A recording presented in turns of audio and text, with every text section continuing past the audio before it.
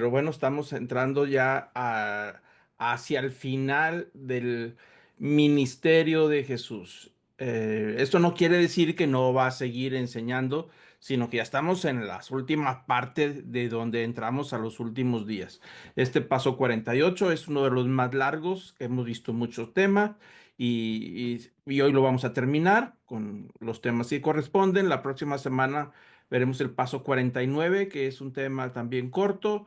Y entramos ahora sí a lo que son ya los temas de los últimos días de la vida de Jesús.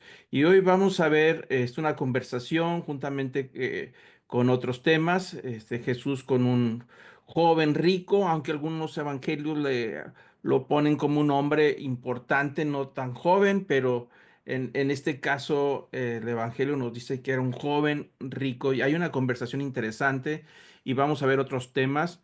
El tema va a ser, no creo que sea tan largo porque estamos hablando ya de los últimos momentos de conversaciones que Jesús tiene antes de que se acelere los eventos, porque hay momentos donde ya se detonan más. Acuérdense que vimos la semana pasada el tema de Lázaro, muy importante, que ese es un tema detonador, es decir, empieza a acelerar el evento de la aprehensión de Jesús, de donde va a celebrar la Pascua, y bueno, ahí hay todo un plan, ya lo vimos que hay todo un plan de parte de sacerdotes, fariseos, de poder quitar de en medio a Jesús por causa de que los incomoda, ¿no?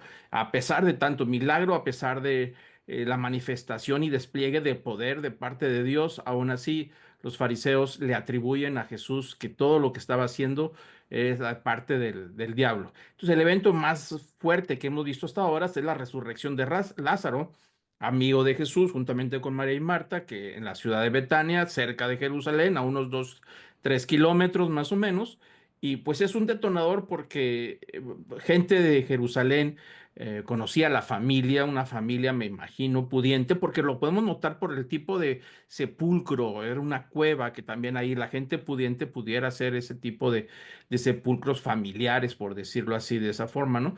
Es sobresaliente por la presencia de los judíos, líderes que están ahí en el velorio, pero aparte porque ya llevaba varios días Lázaro, donde ya, como dice uno de los evangelios, que le dice María o Marta a Jesús, dice, ya hiede, dice, ya está descompuesto el cuerpo, ¿no? Entonces, por eso sobresale el caso, por ser una persona importante, y este milagro, la vista de los líderes, cuando Jesús da la orden a una carne que ya estaba en proceso de descomposición y ya habían pasado varios días. Como de acuerdo a las creencias judías de aquellos tiempos, pensaban que el alma todavía podía estar vagando cerca del cuerpo 1 o 2 días o horas quizá, y por eso pensaban que resucitar a alguien después de muerto unas cuantas horas pues era algo muy sencillo, ¿no? Pero en este caso ya estaba en proceso de descomposición.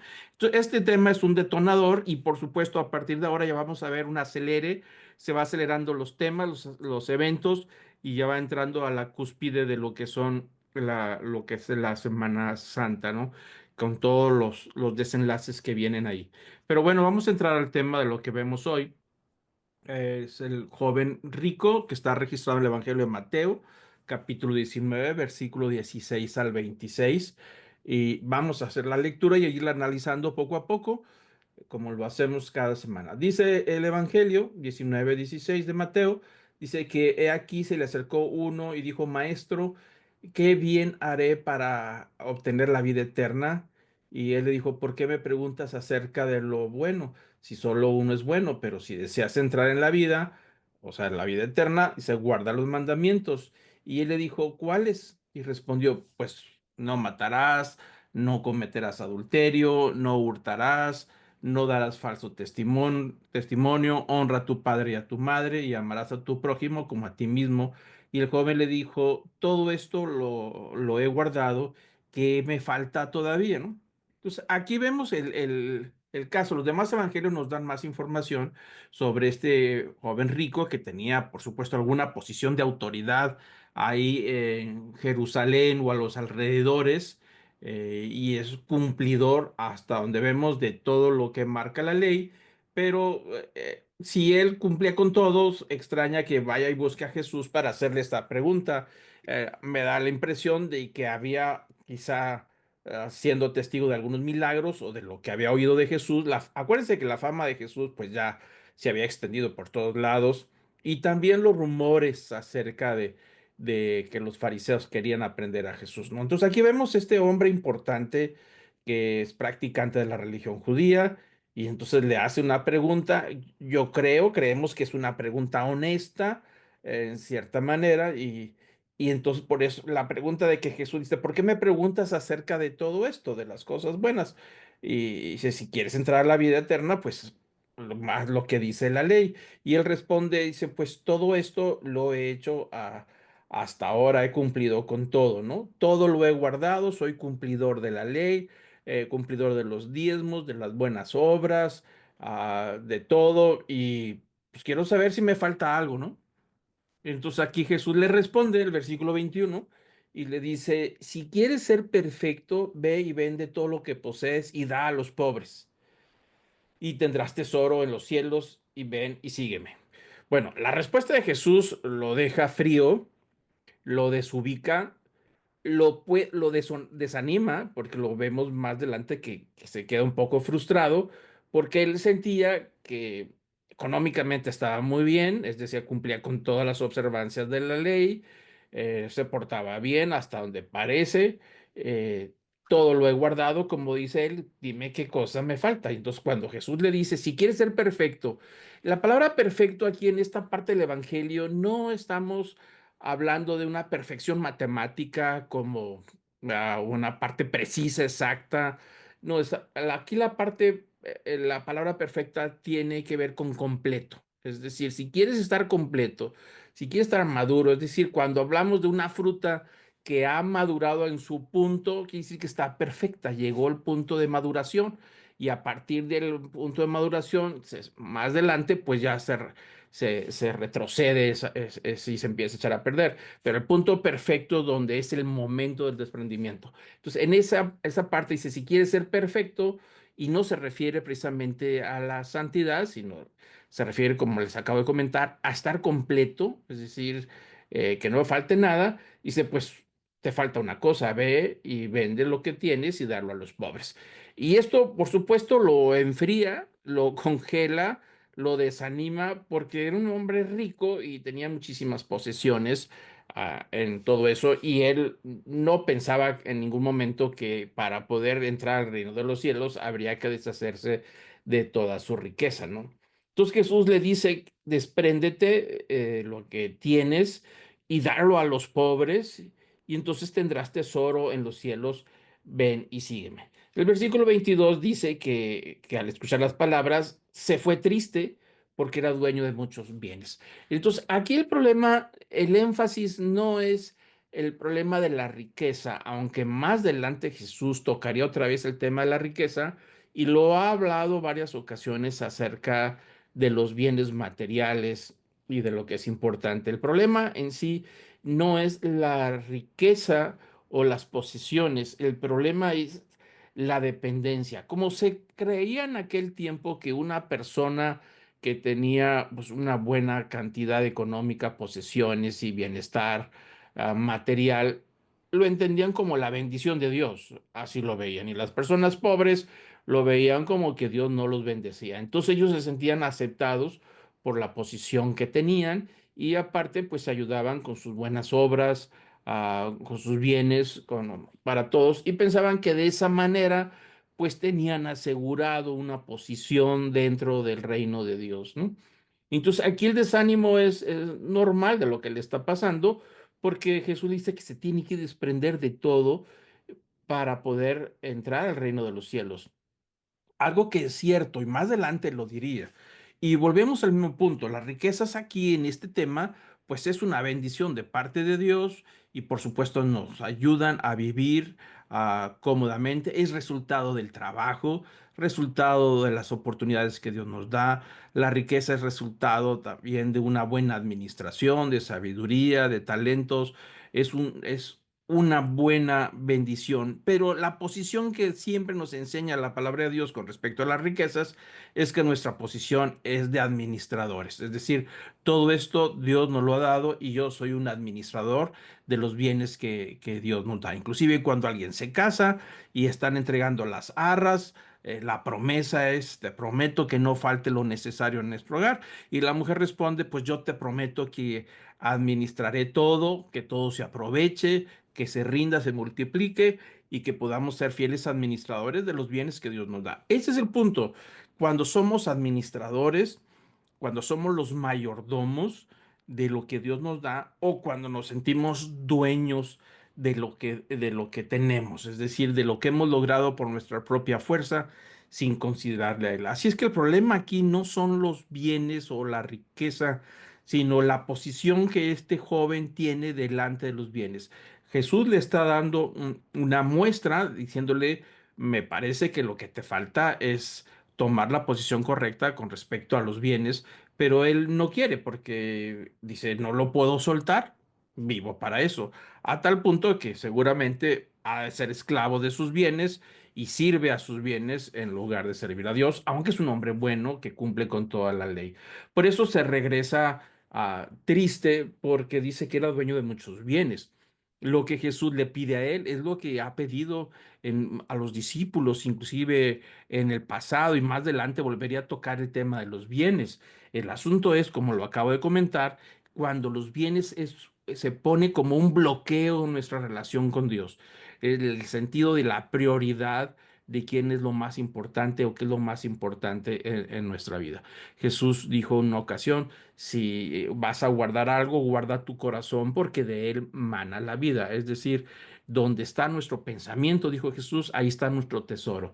Si nuestra actividad diaria, todo lo que hacemos en la noche, en el día, nuestras metas y objetivos, todo está enfocando solamente en prosperar y en acumular o en tener o hacer prosperar, entonces quiere decir que los bienes son un estorbo en el sentido de que están en una posición por encima de nuestra relación con Dios. Los bienes no es el problema es cuando han sido, es un bloqueo para tener la relación con Dios. Y Dios nos puede prosperar y podemos ser muy prósperos siempre y cuando tengamos una sana relación con los bienes, con las bendiciones que Dios nos da.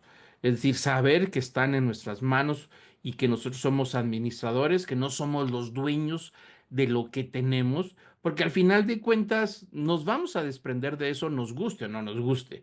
Cuando llegue el momento en que tenemos que dejar esta tierra, no nos vamos a llevar nada. Como alguien dijo por ahí, nunca he visto un cortejo fúnebre donde atrás del féretro venga una mudanza cargando con todo lo que acumuló. Pues no, eso ahí se queda, ¿no? Entonces esos bienes son temporales, estamos ahí de visita, pero cuando nosotros tenemos una relación con los bienes de donde es lo más importante en la vida, pues entonces ahí es el problema. Y esa es la parte por donde el joven este estaba cojeando, decirlo de esa manera. Su parte frágil y su parte débil es que tenía mucho amor por los bienes, a tal punto que él fue el que se acercó, él buscó a Jesús porque él quería saber qué es lo que le hace falta para entrar al reino de los cielos. Y le dice Jesús, pues cumple con toda la ley. Dijo, yo soy cumplidor hasta el detalle. Digo, muy bien. Dijo, tienes muchos bienes, véndelos y daros a los pobres. Y entonces vas a tener un tesoro, es decir, la verdadera riqueza en los cielos. Y entonces ven y sígueme, es decir, conviértete en mi discípulo. Es decir, cuando Jesús está hablando de sígueme, está diciendo sé mi discípulo y el discípulo lo más importante es el maestro, no tanto los bienes, aunque pueden estar ahí.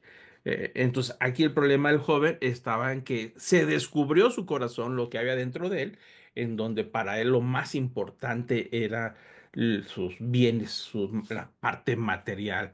Y Jesús lo ha exhibido o al menos sacó de dentro de él esa debilidad. Y entonces le dijo, mira, esto es lo que te falta. Necesitas tener una buena relación con los bienes y nunca ponerlos por encima de lo que realmente importa.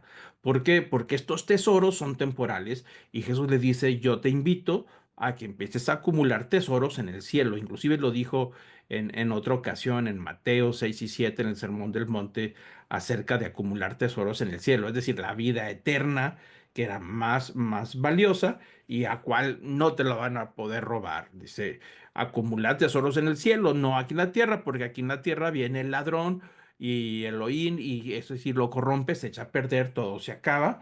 Y es verdad, es decir, hay que disfrutar lo que Dios nos ha dado, trabajar y multiplicarlo, pero tener una relación saludable, entendiendo que dentro de 100 años, pues nosotros lo que tenemos va a estar en manos, inclusive a lo mejor de algunos desconocidos, o algunos habrán heredado nuestros bisnietos o tataranietos, pero tarde o temprano tenemos que desprendernos. Entonces Jesús dice, es ilógico que estés buscando el reino de los cielos cuando tienes otras prioridades, en lugar de pensar que vas a pasar la vida eterna lejos de la presencia de Dios, en lugar de invertirle desde ahorita en ser discípulo de Jesús para poder entender qué es lo más importante en la vida, ¿no? Entonces Jesús ahí le está dando una lección y por supuesto él no pudo pasar la prueba, se regresó triste porque se sintió exhibido.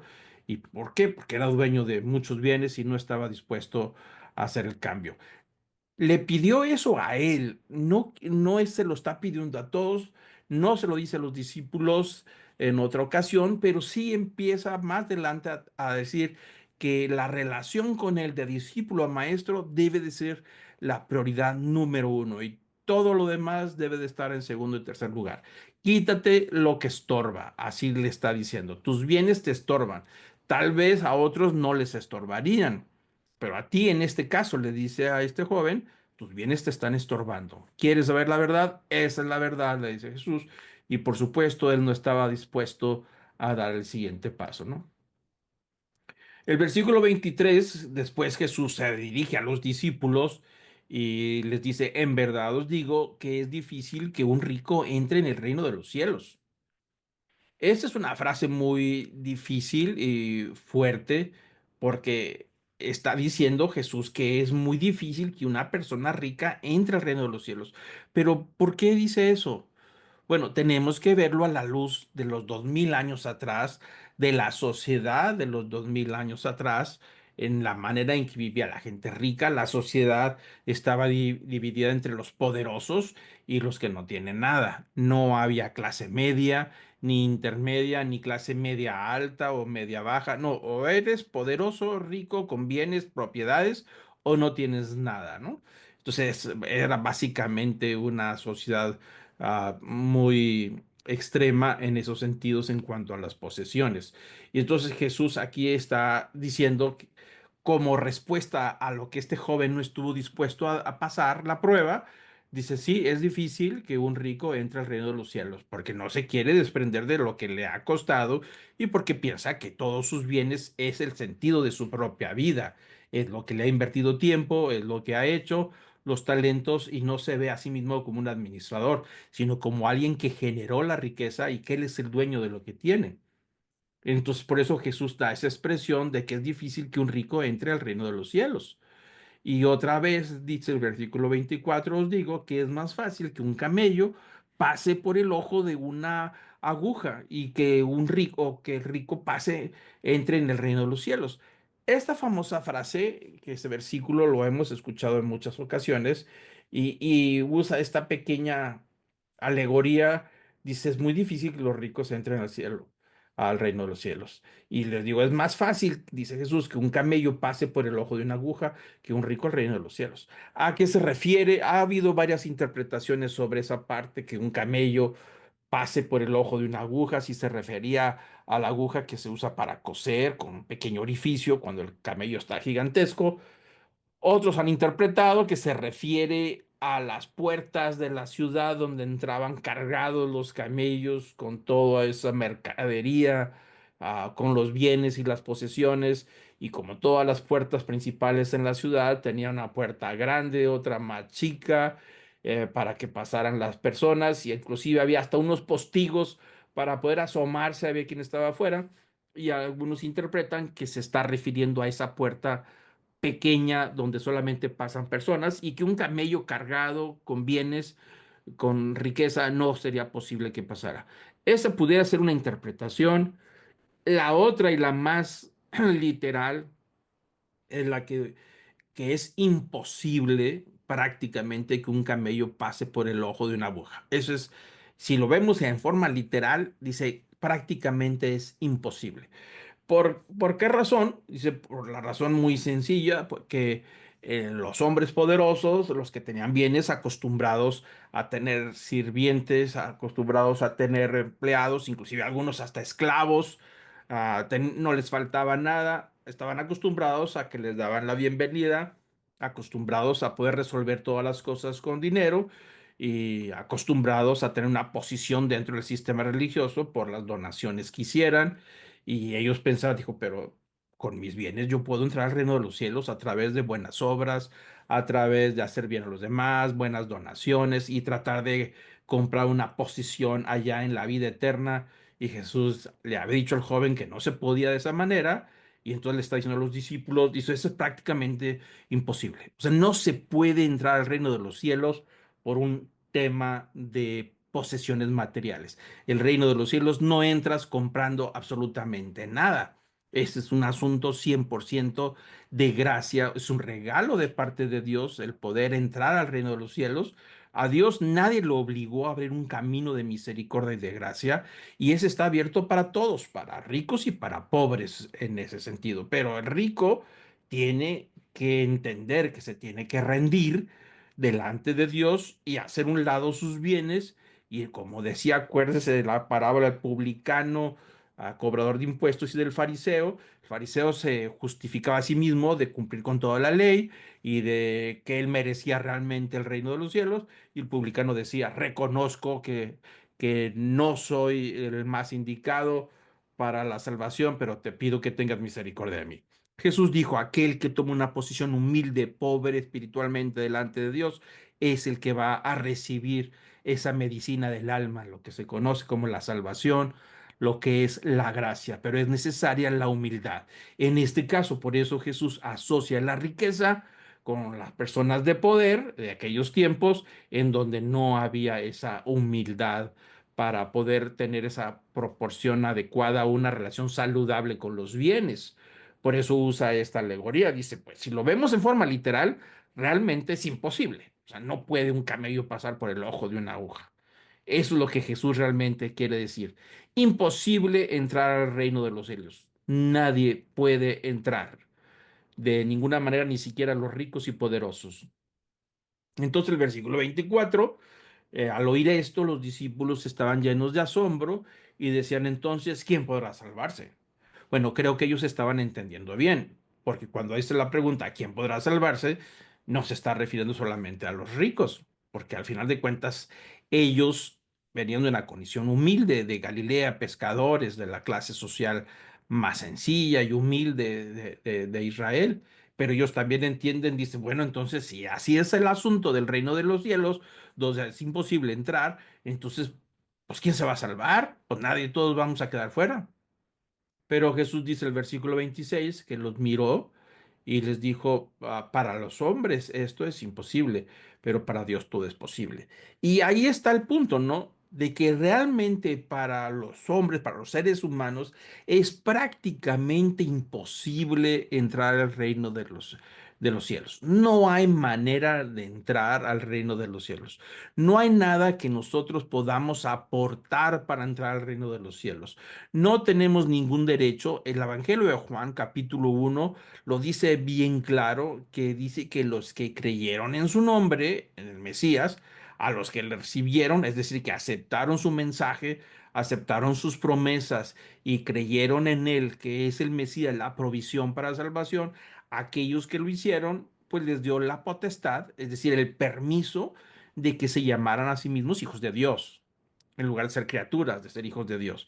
Y entonces dice el Evangelio de Juan, ese capítulo 1 más adelante, que ese ingreso al reino de Dios, a ser parte de la familia de la fe, en donde Dios ya no es el creador, ahora es tu padre, en esa relación tan cercana, dice Juan en el Evangelio, que ese acto es solamente de la voluntad de Dios. Dice, esto no es de carne ni sangre, sino de Dios, el Padre. Es decir, esa iniciativa de poder que una criatura se convierta en hijo de Dios porque todos somos criaturas, pero convertirse en hijo de Dios, la puerta era indispensable de la fe en la persona de Jesús, de recibirle. Entonces no había manera de eso. Entonces dice Jesús, perdón, dice Juan en el Evangelio, que ese acto no es de raza, no es de nación, no es de religión, no es de familia, no es de sangre, no es un derecho que se adquiere, que se hereda como los títulos nobiliarios. Dice, no, no, este es un acto voluntario, libre de amor de parte de Dios hacia alguien que era imposible. Por eso se llama gracia, porque si fuera por otro lado, que el hombre pudiera lograr cuando menos un anticipo a la salvación por su propia cuenta, de sus propios méritos, entonces ya no sería gracia, así lo que dice el apóstol Pablo en Romanos. Si fuera de otra forma, entonces ya no es de gracia. Es precisamente a través de la gracia cuando uno reconoce que no hay nada en nosotros que pueda contribuir a entrar al reino de los cielos. Porque inclusive ni siquiera hacer todas las donaciones, como dijo el apóstol Pablo en 1 Corintios 13, si doy todos mis bienes a los pobres, si no tengo amor de nada, no, nada soy. Es decir, no produce nada, aún siendo un filántropo, siendo gente de tener algunas instituciones de beneficencia, pues qué bueno, ayuda, por supuesto, a los pobres, a los enfermos, todas esas donaciones son muy útiles, pero no aportan, ni colaboran, ni contribuyen en la más mínima pizca para la salvación, porque si fuera por ese camino, entonces ya no sería de gracia. Por eso Jesús lo dice bien claro. Es imposible, tan imposible como pasar un camello por el ojo de una aguja.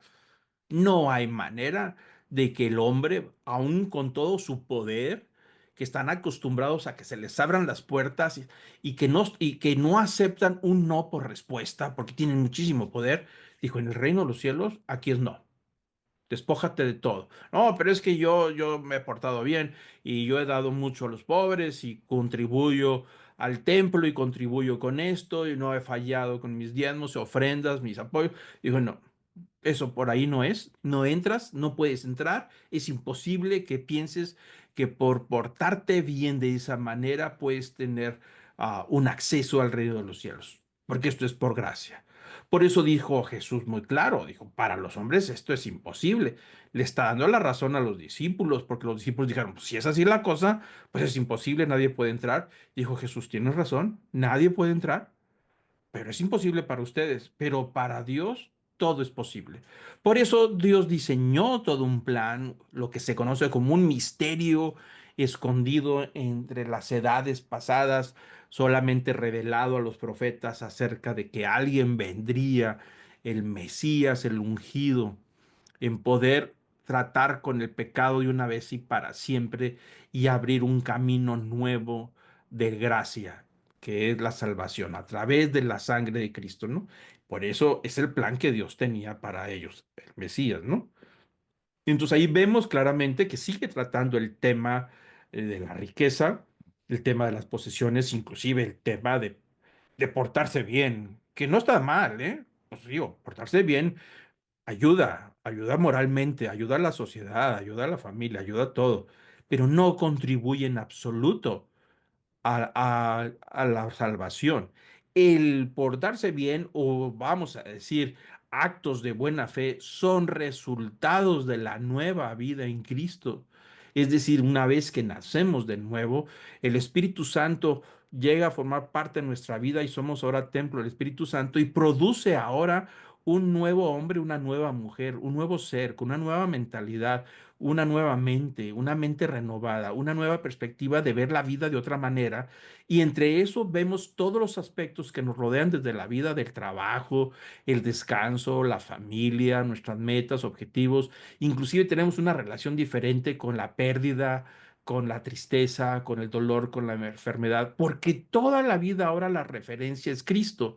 Entonces el resultado natural de que una persona tome conciencia de lo que Dios ha hecho en su vida, de traer una nueva vida en Cristo cuando no la merecemos y que no teníamos nada que aportar, lo que queda es la gratitud, la alabanza y la adoración y el deseo de ser transformados en una nueva criatura. Y en esa transformación, surge una nueva manera de vivir, una nueva manera de hablar, de actuar, de trabajar, de tratar a los demás, aún tratar los problemas.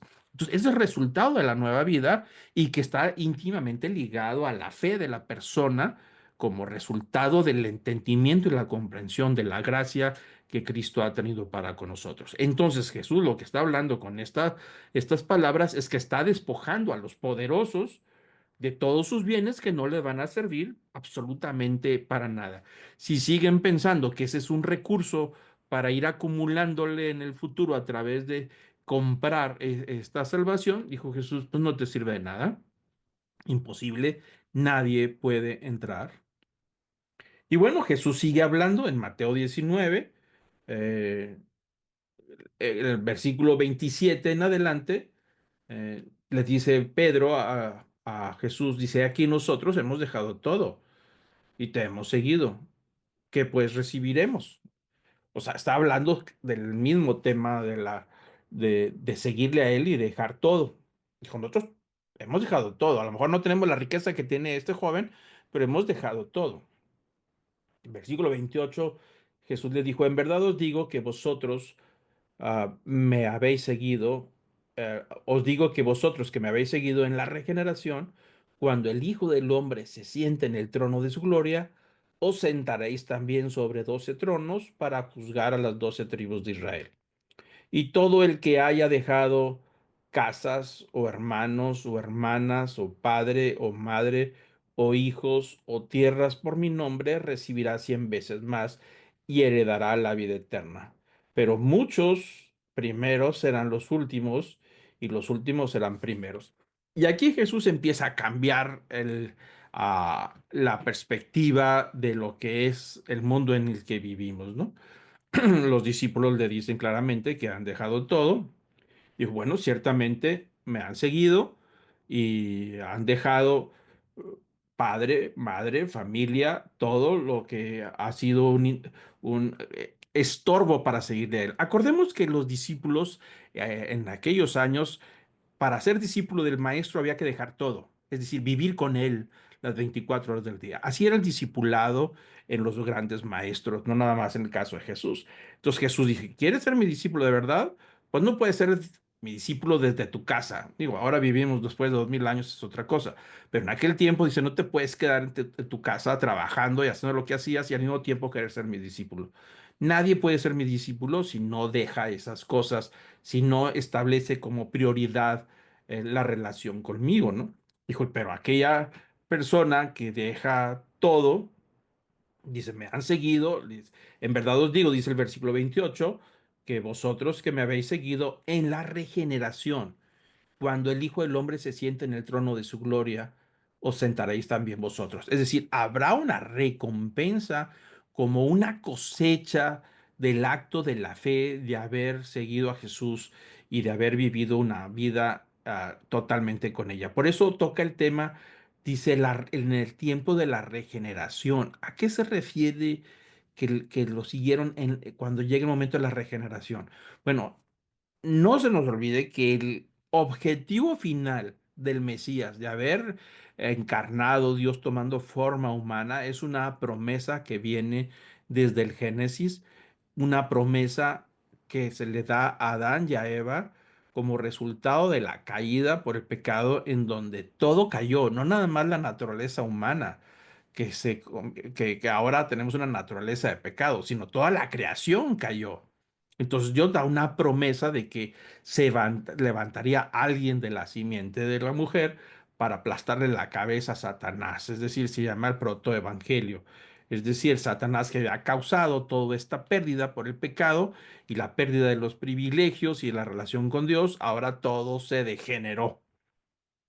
Y la verdad es que desde el Génesis hasta ahora se ha ido degenerando, es decir, deteriorando. No se parece en nada a lo que había en el Génesis, ni la creación se parece a lo que había en el Génesis, ni nosotros nos parecemos. Nuestra naturaleza se ha degenerado. Quiere decir que cada generación se deteriora en ese sentido. Entonces, cuando Dios le promete que mandará a alguien. La actividad principal de la función del enviado del Mesías es la regeneración. volver a recuperar lo que se había perdido.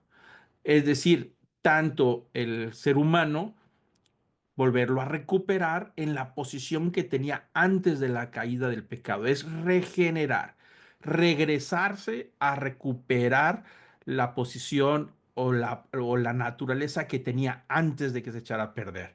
Y eso no solamente es para el ser humano, sino para la creación misma. Obviamente el acceso a esa regeneración es la fe en Cristo Jesús, como lo hemos comentado, porque no todos serán regenerados.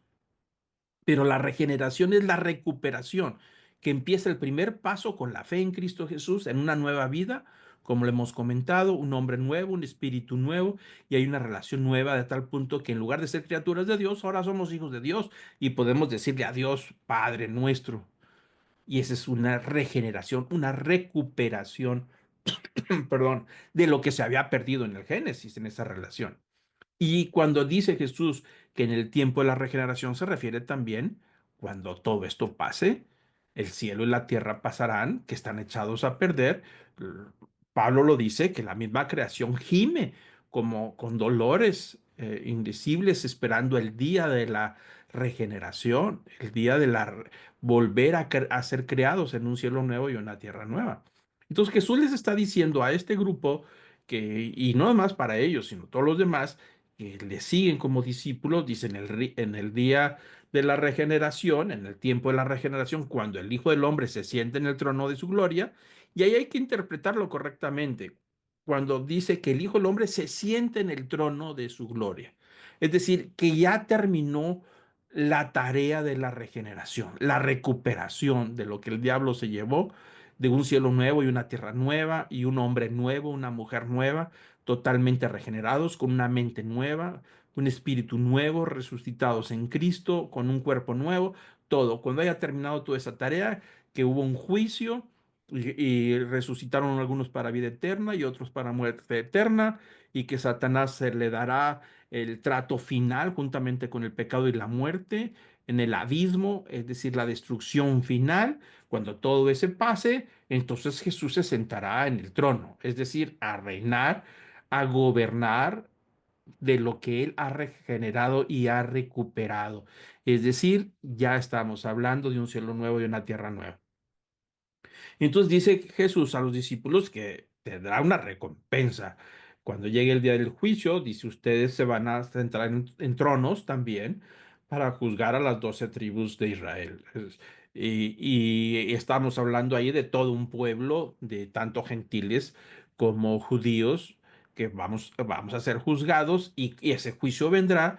Y entonces cuando llegue el momento del juicio, cuando el Padre nos vea, si nosotros hemos puesto la fe en Cristo y hemos nacido de nuevo de criaturas a hijos de Dios, entonces es por su gracia, por sus méritos, que nosotros podemos entrar a ese cielo nuevo y esa tierra nueva, a esa regeneración del mundo y de un cuerpo totalmente resucitado en Cristo Jesús, ¿no? Entonces en eso va a consistir. Entonces todos vamos a pasar en ese juicio final sin excepción. Entonces habla de los discípulos que tendrán el privilegio para juzgar a todos. Y todo el que haya dejado casas, dice Jesús, o hermanos o hermanas, o padre o madre, o hijos o tierras por mi nombre, recibirá 100 veces más. Y entonces, ¿qué va a heredar? La vida eterna. Entonces, ahí Jesús dice el versículo 29 como que hay un desprendimiento dice, dejado tus casas, tus propiedades, tus relaciones familiares, tus padres, tus hijos o tierras, las posesiones que lo dejó por mi nombre, va a recibir mucho más de lo que está soltando. Pero volvemos una vez más a tomar la perspectiva adecuada, ¿no? En el sentido de lo que Jesús está diciendo es que nada se interponga entre la relación con Dios, de ser discípulos de Cristo de una manera personal e íntima y no permitir que ni siquiera la familia se interponga o ni siquiera las posesiones o ni siquiera el trabajo, ni siquiera las herencias, ni las tierras. Dice, nada debe de tomar el lugar, nada debe de estorbar en esa relación de criaturas a ser hijos de Dios, una relación íntima y personal, que esa es la cúspide de la relación con Dios. Entonces no es que tengamos que abandonar a la familia No es un tema, perdón, de sectas donde que te dicen que abandones a tus hermanos, a tus primos si no tienen la misma fe que tú. No se refiere a nada de eso. Se refiere a que Jesús debe ser el primer lugar, Dios es el primer lugar en nuestra vida y partiendo de ahí, entonces nos relacionamos saludablemente con todos los demás áreas de nuestra vida, familia, trabajo, posesiones, aún el entretenimiento debe estar ahí viéndose ahora a través de esta nueva manera de vivir, las metas y objetivos y cumplir con todo lo que Él nos ha pedido en esa relación nueva que hay, en esa vida nueva que hay. Eso es lo que Jesús está diciendo. Dice, pero no puede ser posible que alguien quiere ser mi discípulo y que le dice, pues es más importante mi trabajo. O sea, no tiene que dejar el trabajo, por supuesto, pero si el trabajo es un estorbo, tendrá que dejarlo. Digo, hay trabajos que pueden ser un estorbo. Hay trabajos en donde la actividad del propio del trabajo no es de un buen testimonio. No está pidiendo Cristo que dejemos todo y que nos vayamos a vivir ahí en un desierto, en algún lugar, en alguna cueva, para alejarnos de todo eso. No se está refiriendo a eso, se está refiriendo a quitar cualquier cosa que sea un estorbo y que no nos permita tener una relación íntima y personal con Él. A eso es lo que se refiere, ¿no? No está refiriéndose de otra manera. Y entonces dice al final, después dice, que ha puesto prioridad número uno la relación conmigo y todo lo demás en una posición de segundo o tercer grado, dijo, en la vida eterna va a recibir mucho más de lo que él ha puesto en segundo o tercer grado. Porque al final de cuentas dijo, nada se van a llevar. Por eso no puede pasar, nadie puede pasar como el ojo de una aguja, nos dejamos todo atrás. Nada puede pasar ahí en la vida eterna, ¿no? Jesús dijo que el camino estrecho en el reino de Dios es estrecho, que es decir, tenemos que hacer una dieta material en soltar. Es como aquel, yo no sé si ustedes han oído esa alegoría de que en las selvas tratan de capturar a los monos poniendo unos jarrones de cristal que ponen con una boca angosta y ponen una manzana ahí adentro y entonces ellos para capturar los monos ponen la manzana, el mono baja, ve la manzana a través del cristal y mete la mano para sacarla y al momento de sacarla pues se engrosa la mano y ya no puede salir por la boca angosta. La única manera de salir es soltar la manzana pero no la quiere soltar. Y por lo tanto ahí está. Entonces vienen los cazadores, los captores con esa trampa y el mono ve el peligro, pero no suelta la manzana. Entonces no hay manera de escapar a menos que suelte lo que quiere y lo que desea. Si lo suelta es libre. Bueno, es algo así. No podemos entrar al reino de los cielos tratando de agarrar todo lo que tenemos aquí y no lo queremos soltar. No tiene nada de malo el desear comer, el desear tener algunas cosas, pero todo en una relación saludable, como lo dice el Evangelio. Y dice, de esa manera, si lo tenemos en la perspectiva apropiada, dice el versículo 30, muchos primeros van a ser los últimos y los últimos primeros. Y ahí Jesús está invirtiendo las cosas a cómo se entiende en la sociedad en que vivimos por miles de años. ¿Quiénes son los primeros? Los que pueden, los que tienen más, los poderosos. Y seguimos hablando del tema que inició con el joven rico poderoso, que es de los primeros, porque seguramente a donde fuera, él siempre estaba en primera fila. Tenía el poder para estar en primera fila en todos los eventos religiosos, sociales, públicos, políticos, siempre estaban en los primeros lugares. Pero Jesús está diciendo que en el reino de Dios están cambiando las cosas. Es totalmente distinto a como estamos acostumbrados. Pero dice, muchos primeros van a ser los últimos, es decir, se van a sorprender. Y los últimos serán primeros. Y entonces aquí Jesús empieza a hablar del tema de los primeros serán los postreros, es decir, los últimos. Y toca aquí en esta parábola, en Mateo 20, que es sumamente interesante, ¿no? Lo vamos a leer aquí rápidamente. Y Jesús les dijo, miren, porque el reino de los cielos es semejante a un hacendado que salió muy de mañana para contratar obreros para su viña. Y habiendo convenido con los obreros en un denario al día, los envió a su viña. Y salió como a la hora tercera, y vio parados en la plaza a otros que estaban sin trabajo. Y a estos les dijo: id también vosotros a la viña, y os daré lo que sea justo. Y ellos fueron. Volvió a salir como a la hora sexta y a la hora novena, e hizo lo mismo. Y saliendo como a la hora undécima, encontró a otros parados y les dijo: ¿por qué estáis aquí parados todo el día sin trabajar? Ellos le dijeron: porque nadie nos ha contratado. Él les dijo: id también vosotros a la viña. Y al atardecer, el señor de la viña dijo a su mayordomo: llama a los últimos obreros y págale su jornal, comenzando por los últimos hasta los primeros. Muy bien, vamos a explicar un poquito la parábola. Está hablando de una jornada. El día, el judío y el romano también se dividían en dos partes, la noche y el día. El día iniciaba a la hora primera, que era básicamente las 6 de la mañana, y terminaba el día a las 6 de la tarde, que era la hora doceava. Y luego empezaba la vigilia, que es la parte de la noche. Y la parte del día son 12 horas, de 6 a 6. Entonces ahí estaba la jornada de trabajo. Entonces dice que este hombre salió a las 6 de la mañana, contrató gente y les dijo: les voy a pagar un denario, lo que conviene, lo que es lo normal la jornada del trabajo. Y después se fue a las 9 de la mañana y contrató a otros y les dijo: les voy a dar lo justo. Y luego salió a las 12 del día y contrató más gente y les dijo que les iba a pagar lo justo. Y luego se fue a las 3 de la tarde y contrató más gente. Y luego se fue a las 5 de la tarde. Es decir, 5 de la tarde, faltaba una hora para terminar la jornada y fue y contrató más gente. Que les dijo: ¿qué están haciendo? Dijo: pues nadie nos ha contratado. Como no hay problema, váyanse a trabajar. Y al terminar el día, a las 6 de la tarde, le dice a su mayordomo, al administrador: dijo, háblale a todos los obreros, pero primero págale su jornal y empieza por los últimos, es decir, los que contrató a las 5 de la tarde, faltando una hora para terminar la jornada.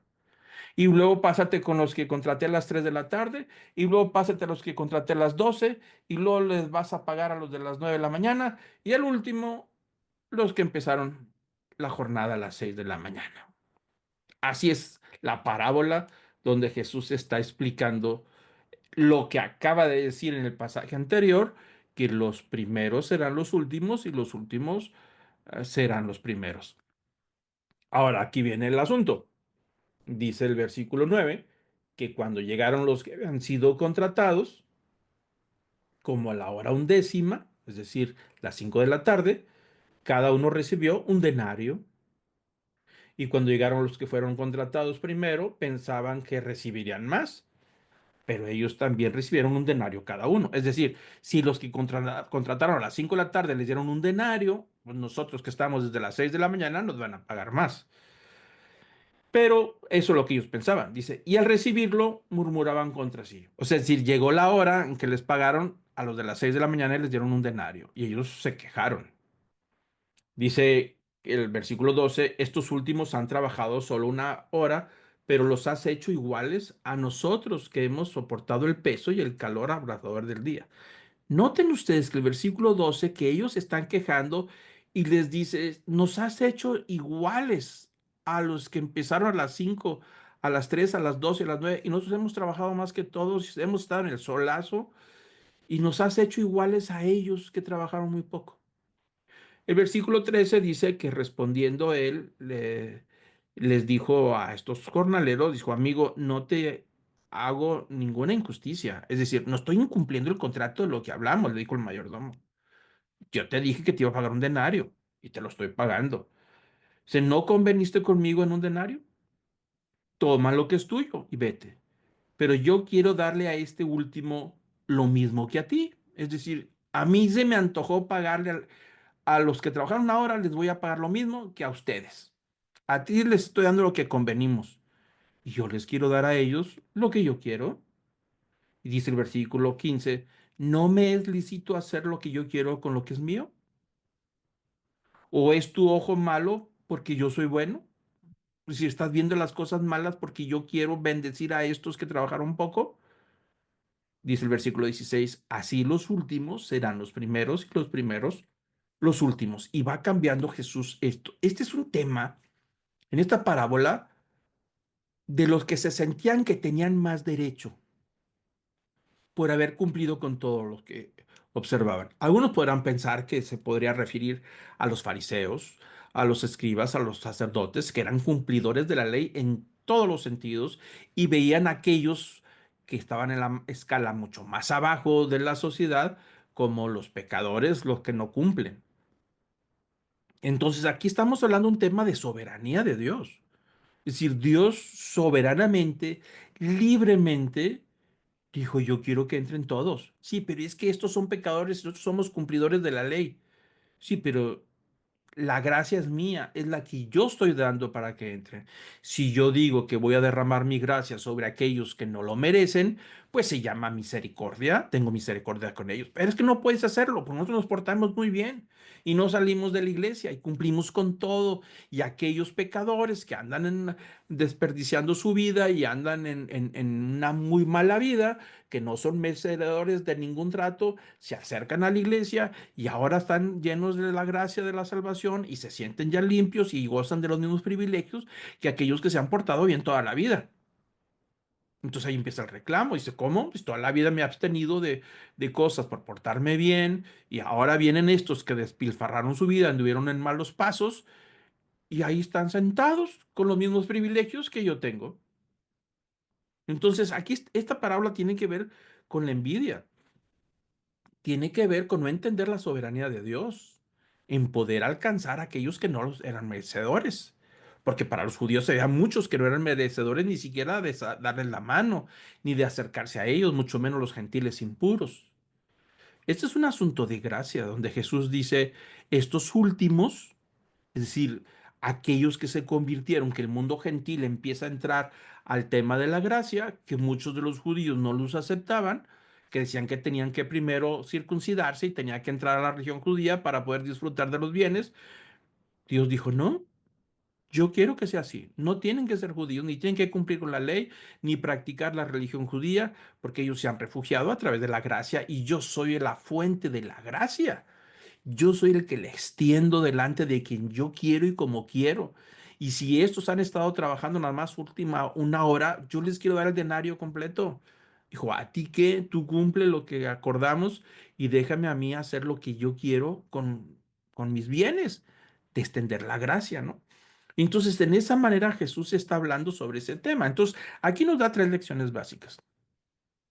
Evitar ser presa de un espíritu de trabajar el jornal en relación con las cosas espirituales. Es decir, evitar caer nosotros en caer en el error de que porque trabajamos en la iglesia, servimos, le dedicamos mucho tiempo al servicio del Señor y aportamos con nuestros diezmos, ofrendas y sentir que estamos apoyando. Dijo, tenemos que evitar caer en ese espíritu de ser atrapados, de que lo que hacemos estamos relacionados con la vida espiritual y que Dios de una manera u otra nos va a recompensar por lo que hacemos.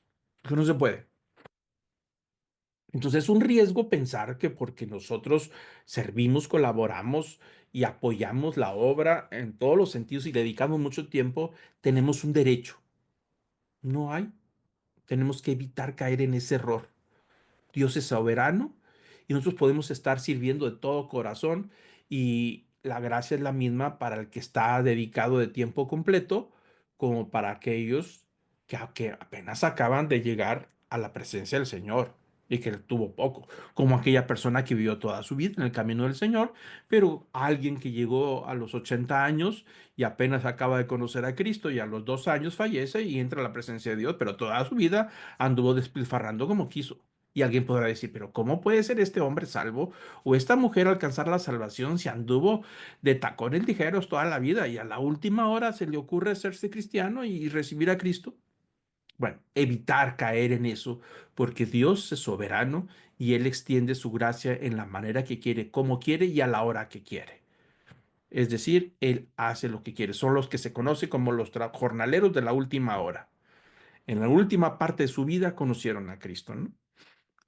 La otra lección que nos dice que tenemos reconocer la soberanía de Dios.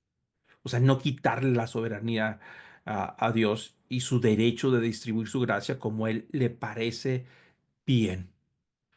Y vuelvo a insistir, a veces decimos, ¿cómo es posible que gente que vivió toda la vida fuera el camino del Señor, a última hora se arrepienten y gozan de los mismos privilegios que nosotros que hemos estado por años tratando de vivir una vida recta? Pues porque no se trata de una vida recta. Ese es el vivir una vida recta es el resultado natural de la comprensión de la salvación, de la gracia, pero no vivimos una vida recta para ganarnos un derecho. Por eso aquí nadie tiene derecho, aunque hayamos trabajado las 8 horas en el jornal. No se trata de eso, se trata de soberanía, de reconocer que Dios es soberano y no le pide permiso a nadie de qué hacer con su salvación. Eso es lo que hace. Y la tercera lección, pues mantenernos alejados de la envidia, porque nos puede tocar casos donde personas los vemos con una transformación total después de haber vivido como vivieron y de repente llegan al camino del Señor y hay una transformación completa de su vida y con una alegría y un gozo que a lo mejor nosotros hemos perdido, con una fe tan fuerte que quizá nosotros nos hemos desgastado a través de los años y hemos perdido esa fe de seguir creyendo, pero ellos lo creen con facilidad, con entusiasmo y empezamos a sentirnos con que Dios está con ellos y sentimos que Dios nos ha abandonado. No, no es así. Debemos de alejar la envidia y los celos de lo que Dios hace con cada persona, independientemente si es un obrero de la última hora. No tiene nada que ver. Entonces, esta parábola precisamente habla de quiénes serán los primeros y quiénes serán los últimos. Y bueno, seguimos adelante con el tema. Ahí hay una predicción. Jesús hace una predicción acerca de su muerte por tercera vez. Y aquí en esta predicción, que es la número 28, hay más detalles. Dice Lucas capítulo 18, versículo 31, entrando ya a otro tema, dice que tomó aparte a los 12. Jesús le dijo, mirad, subimos a Jerusalén y se cumplirán todas las cosas que están escritas por medio de los profetas acerca del Hijo del Hombre. Muy bien, en ese momento ya están cerca de Jerusalén y les está diciendo, vamos a subir a Jerusalén. Subir a Jerusalén no solamente significa la parte alta, subir por el desierto de Judea, llegar a la Jerusalén, estar en una parte alta, sino también tiene un sentido espiritual, es decir, de un peregrinaje, de subir al templo, de subir a la presencia de Dios, la ciudad santa, tiene que ver con todo ese concepto. Y Jesús dice ahí, vamos a subir a Jerusalén. Y dice que en esa subida a Jerusalén, en esa visita que él dará próximamente, se van a cumplir todas las profecías que están escritas en el Antiguo Testamento que hacen referencia al Mesías y al Hijo del Hombre. Empezando por Isaías, el capítulo 52, 53, que es impresionante acerca de los sufrimientos del Mesías. Todas las profecías se van a cumplir. Entonces Jesús está diciendo que todas las profecías referente al Mesías están a punto de cumplirse. Lo que han visto los apóstoles hasta ahorita no ha sido nada. Entonces, este cumplimiento de profecías, ellos no lo entenderían totalmente. Tan es así que se descontrolaron, se desubicaron por completo esa semana de la Pascua cuando Jesús fue aprendido. Pero Jesús les está advirtiendo a todos ellos. Dice, vamos a Jerusalén, porque llegó el momento de cumplir todo lo que está escrito en los profetas acerca del Hijo del Hombre, ¿no? Marcos 10, en este mismo evento, pero nos da otros detalles, por eso nos movemos al Evangelio de Marcos. Dice Marcos, he aquí subimos a Jerusalén y el Hijo del Hombre será entregado a los principales sacerdotes. Es decir, va a ser traicionado. Cuando dice entregado, quiere decir que alguien lo va a traicionar y lo va a entregar a los sacerdotes y a los escribas, a los líderes del templo. Y entonces al entregárselos a esos sacerdotes y escribas, lo van a condenar. Este grupo lo va a condenar a muerte. Va a tomar la decisión de que merece la pena de muerte. Y después, este grupo, después de que lo condena a muerte, se lo va a entregar a los gentiles. ¿Quiénes son los gentiles?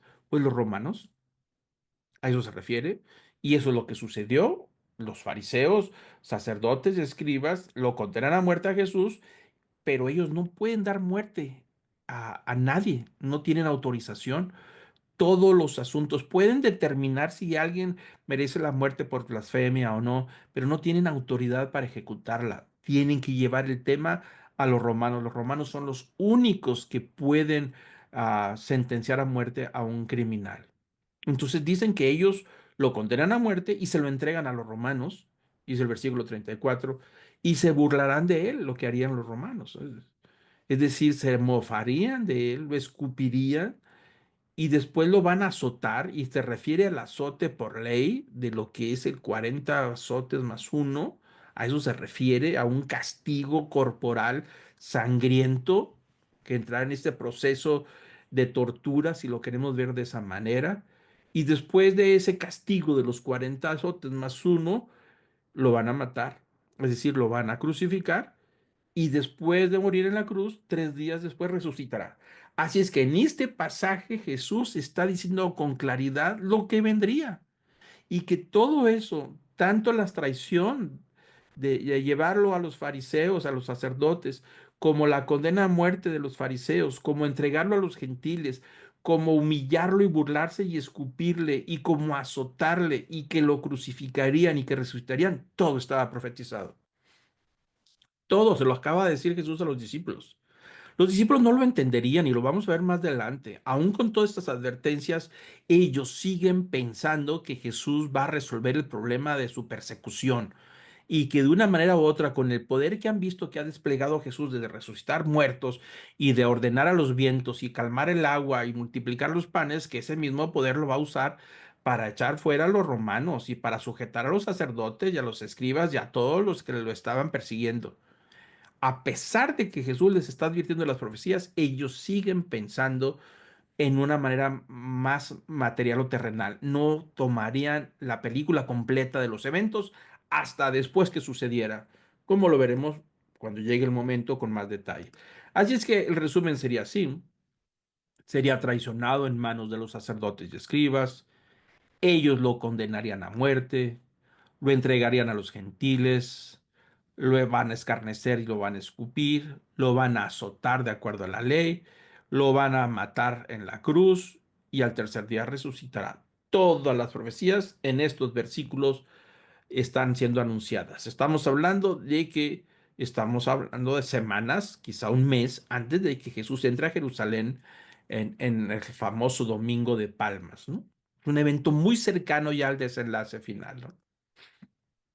Y bueno, para terminar ya esta última parte, después de esas cosas que Jesús está diciendo de que lo van a prender, lo van a traicionar, pues a alguien se le ocurre una buena idea, la madre de Juan y Santiago, de Jesús, que ahí los acompañaba siempre. Acuérdense que estaban los discípulos y las mujeres, algunas eran hermanas, otras son madres, algo de otro tipo, habría mujeres que los atendían.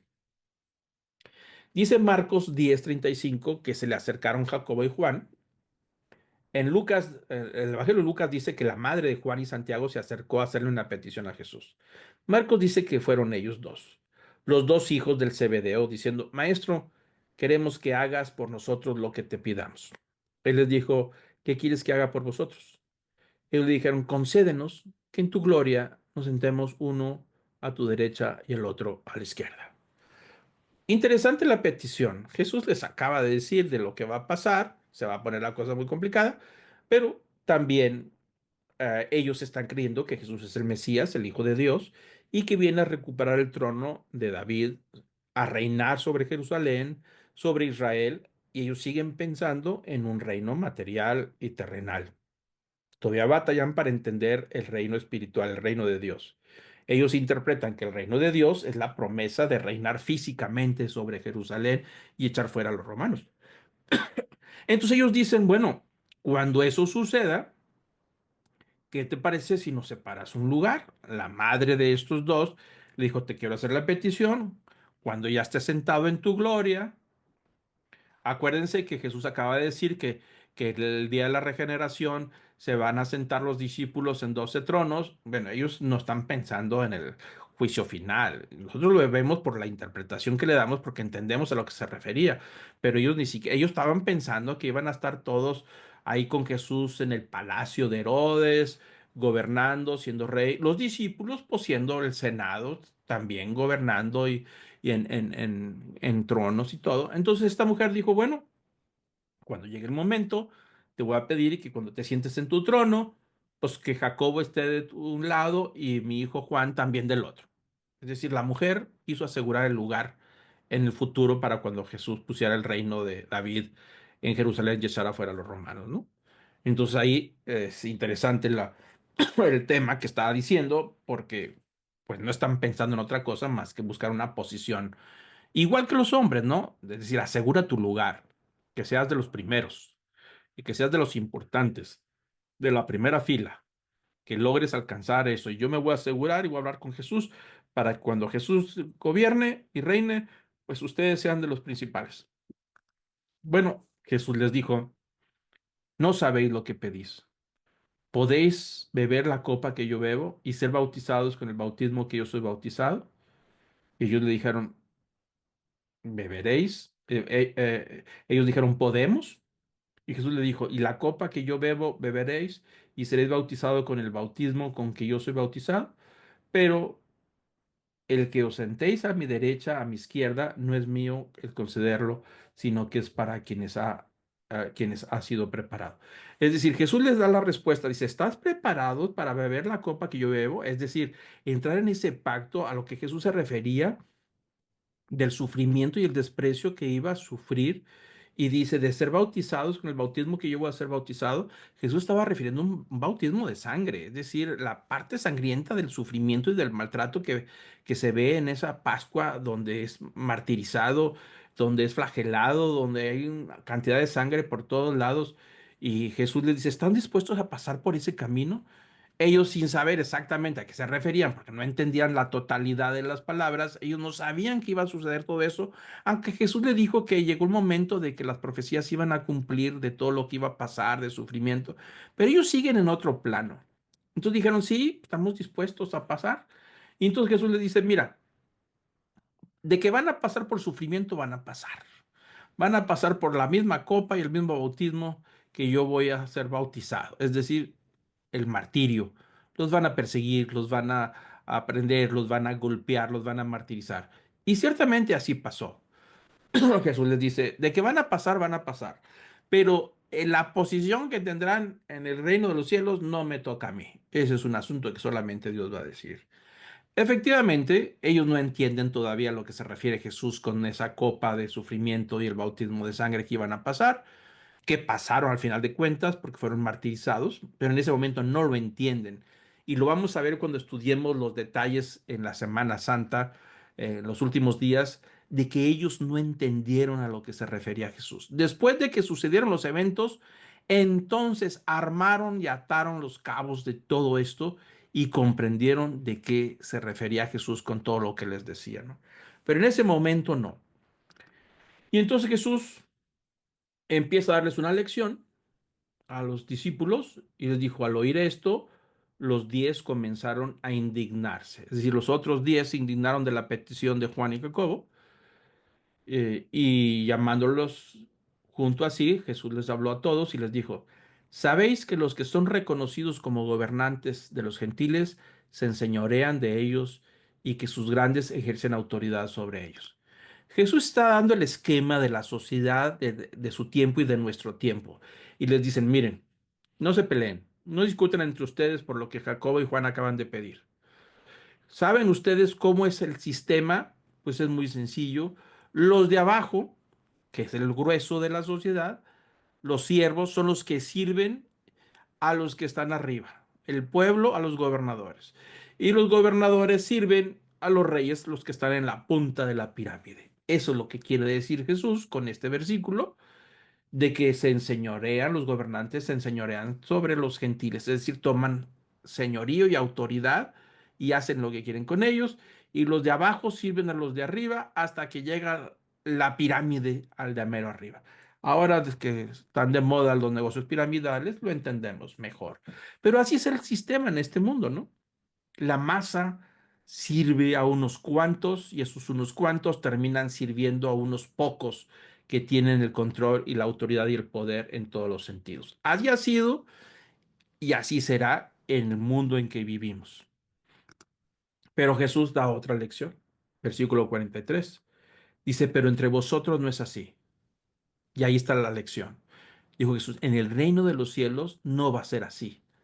En esta iglesia que estamos formando no va a ser así, sino que cualquiera de vosotros que desea llegar a ser grande va a tener que servir a los demás. Y Jesús empieza a decir que la grandeza en el reino de los cielos está en el servicio. Invierte la pirámide. Dice que los más grandes en el reino de Dios son aquellos que sirven a la mayoría y toman posiciones de servicio y no posiciones de autoridad. Algo que hemos fallado en la iglesia a través de los siglos, en donde todos quieren la autoridad para ejercer dominio sobre los que están abajo. Y Jesús dice, tú no vas a tener la autoridad. La grandeza está en el servicio. Dice el versículo 44, cualquiera de vosotros que desee ser el primero, será siervo de todos. Porque ni aun el Hijo del Hombre vino para ser servido, sino para servir y para dar su vida en rescate por muchos. Y ahí Jesús termina esa conversación para poner en orden las prioridades de los discípulos, en donde no se fueran a pelear una vez que ya no estuvieran él, de quién va a tomar el lugar de Jesús y quién va a tener mejor posición y quién va a ser el encargado. Y si quieres ser grande, empieza a servir.